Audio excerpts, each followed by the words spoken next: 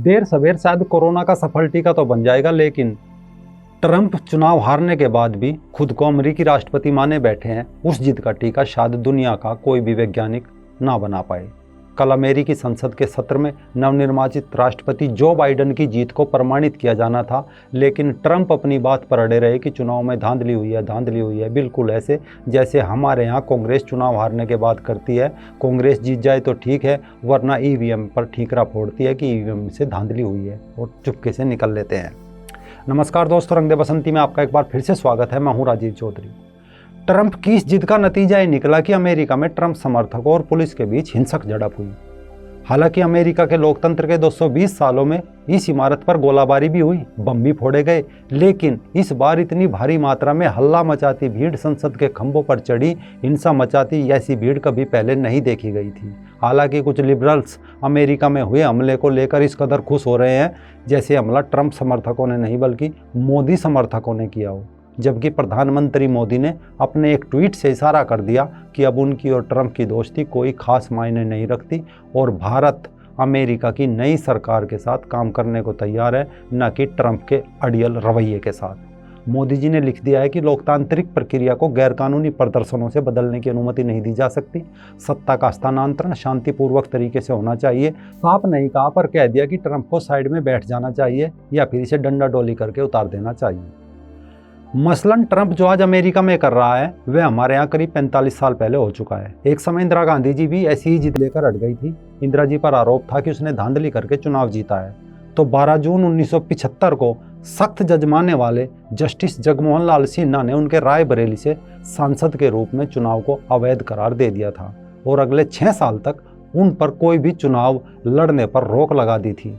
ऐसी स्थिति में इंदिरा के पास राज्यसभा में जाने का रास्ता भी नहीं बचा था, तो उनके प्रधानमंत्री छोड़ने का जैसे ही वक्त आया तो इंदिरा जी ने 25 जून 1975 की आधी रात को देश में आपातकाल लागू कर दिया था।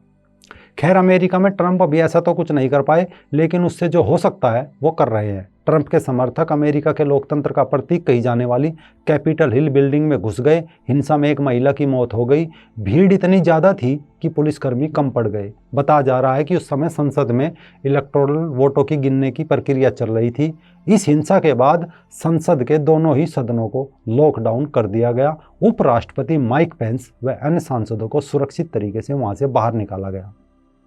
अब ऐसी स्थिति में माना जा रहा है कि अमेरिका में कुछ भी हो सकता है। ट्रंप इंदिरा गांधी भी बन सकते हैं, क्योंकि डोनाल्ड ट्रंप के काम देखकर अंदेशा होने लगा है कि शायद वे अमेरिका में नई सरकार का बनने से पहले ही तख्ता पलट कर देंगे। हालांकि जो बाइडेन ने इस पर कोई बयान नहीं दिया, वहीं दूसरी तरफ ट्रंप ने हार नहीं मानने का ऐलान एक बार फिर किया है। अभी राष्ट्रपति के तौर पर डोनाल्ड ट्रंप के कार्यकाल के करीब आखिरी 2 सप्ताह बचे हैं। ऐसे में जो होना है अगले 10-12 दिनों में, 15 दिनों में होना है। प्रमुख डेमोक्रेटिक पार्टी के नेता बर्नी सैंडर्स ने कहा है कि एक ऐसा राष्ट्रपति जो 70 लाख वोटों से हार गया और झूठ की आड़ में अब गृह युद्ध की तैयारी कर रहा है। इस बात का कियास इससे लगाया जा रहा है कि डोनाल्ड ट्रंप ने हाल ही में सेना में अचानक कुछ ऐसे बदलाव किए जो अकारण नजर नहीं आते। ट्रंप ने पेंटागन में बदलाव करते रक्षा मंत्री मार्क एस्पर को हटाया और फिर अपने 3 विश्वस्त अधिकारियों की अमेरिकी सेना में अहम पदों पर नियुक्ति कर दी। और ये बदलाव अमेरिका की सेना में ट्रंप ने उस समय किए जब नई सरकार वहां पर बनने वाली है। इसके अलावा बताया जा रहा है कि चुनाव से पहले 3-4 महीनों से अमेरिका में हथियारों की खरीद बिक्री बेतहाशा बढ़ गई थी। ऐसा पहले कभी नहीं हुआ। इस कारण इस स्थिति को देखते हुए आशंकाएं जताई जा रही है कि ट्रंप को अनुमान था कि वे जीत नहीं पाएंगे, इसीलिए उनके समर्थकों ने परिणाम आने के बाद अमेरिका में दंगों की स्थिति पैदा करके खून खराबे की स्थिति पैदा करने की कोशिश हो सकती है। अब ये चिंता साफ नजर आ रही है कि राष्ट्रपति ट्रंप और उनकी पार्टी के नेता सत्ता में बने रहने के लिए हर संभव प्रयास कर सकते हैं। पहले ही अमेरिका के विदेश मंत्री माइक पोम्पियो ने भी बयान दे दिया था कि ट्रंप के प्रशासन के दूसरे कार्यकाल के लिए सत्ता का हस्तांतरण आसानी से नहीं होगा। यदि कहा जाए तो ट्रंप अमेरिकी राजनीति का एक ऐसा निष्ठुर बेपरवाह चरित्र हो गया है जो अजीब किस्म का दिमाग लिए हुए हैं। वे अपने पैसे और शक्ति के बल पर वहाँ की राजनीति के अन्य सभी लोगों को अपने पैरों की जूती मानता है। वो अमेरिकी राजनीति के पारंपरिक रूप को पटखनी देने की जिस प्रकार की हुंकारें भरता है, उससे उनके समर्थकों को वैसा ही आनंद मिलता है जैसे WWF की कुश्तियों में पहलवानों की धोती चिंगाड़ों पर लोग उत्तेजना में पागल हो जाते हैं। ट्रंप खुद ऐसी कुश्तियों का भी आयोजन कराते रहे हैं। तो ट्रंप इन धोती चिंगाड़ों का अर्थ अच्छी तरह से जानते हैं। हाँ, कुछ भारतीय वामपंथी कह रहे हैं कि ऐसा अमेरिका में पहली बार हुआ है, तो ये गलत है। ये अमेरिका की इस इमारत पर कई बार पहले भी बमबारी हो चुकी है, गोलीकांड भी हुए हैं। एक बार तो एक नेता ने दूसरे को लगभग मार भी डाला था। सबसे प्रसिद्ध वाकया 1950 में हुआ था, जब 4 प्यूर्टो रिकान राष्ट्रवादियों ने सदन की विजिटर गैलरी में लगभग 30 गोलियां चलाई थी, जिसमें कई लोग घायल हो गए थे। 1915 में भी एक जर्मन व्यक्ति ने सीनेट के स्वागत कक्ष में डायनामाइट की 3 छड़ें लगा दी थी। इसके अलावा 1971 में लाओस पर अमेरिकी बमबारी का विरोध करने के लिए एक विस्फोटक स्थापित किया गया था।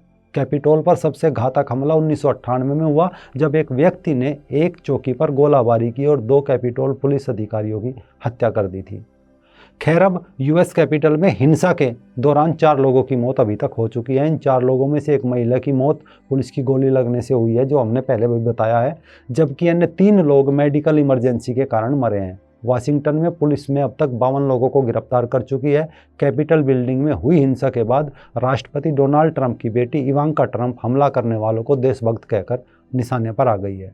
हालांकि उसने अपना ट्वीट डिलीट कर दिया है। खैर, अब अमेरिका में कुछ भी हो, ट्रंप तख्ता पलट करे या व्हाइट हाउस छोड़ दे, पर डोनाल्ड ट्रंप का बड़बोलापन उनके जाने के लंबे वक्त के बाद भी महसूस किया जाएगा। यानी ट्रंपिज्म ट्रंप से ज़्यादा लंबे समय तक टिका रह सकता है। अभी ट्रंप के पास 20 जनवरी तक का समय है, कुछ भी हो सकता है। लेकिन दुनिया को लोकतंत्र का लेक्चर देने वाले अमेरिकी अपने घर को नहीं संभाल पाए और एक झटके में अमेरिका का सोमालिया बना दिया। हाँ, एक सुझाव जरूर है, कृपया इस घटना पर कांग्रेसी ना बोले, क्योंकि वे लोग ट्रंप जैसी हरकत भारत में पहले कर चुके हैं।